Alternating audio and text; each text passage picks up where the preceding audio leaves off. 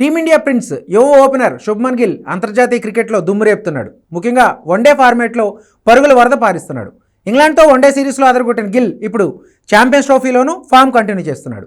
బంగ్లాదేశ్తో మ్యాచ్లో ఈ యువ ఓపెనర్ సెంచరీతో సత్తా చాటాడు. కీలక బ్యాటర్లు అవుట్ అయిన సమయంలో పరిస్థితులకు తగ్గట్టు ఆడి శతకం సాధించడమే కాదు, జట్టును కూడా గెలిపించాడు. కెరీర్లో అతడికి ఇది 8వ వన్డే సెంచరీ కాగా ఐసీసీ ఛాంపియన్స్ ట్రోఫీలో ఇదే తొలి శతకం. అలానే కెరీర్లో 8వ వన్డే సెంచరీలు బాదిన ఫాస్టెస్ట్ ఇండియన్ క్రికెటర్గా నిలిచాడు. అయితే ఈ సెంచరీ బాదడంలో గిల్ ఓ అరుదైన రికార్డును ఖాతాలో వేసుకున్నాడు.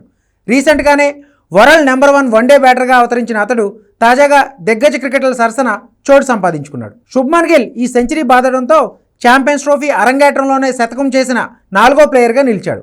అంతకుముందు దిగ్గజ క్రికెటర్ సచిన్ టెండూల్కర్, శిఖర్ ధావన్, మహమ్మద్ కైఫ్ తమ ఛాంపియన్స్ ట్రోఫీ తొలి మ్యాచ్లోనే సెంచరీలు బాదారు.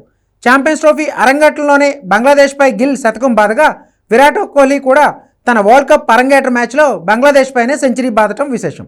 కాగా తాజా మ్యాచ్లో Gill player of the match అవార్డును కూడా అందుకున్నాడు.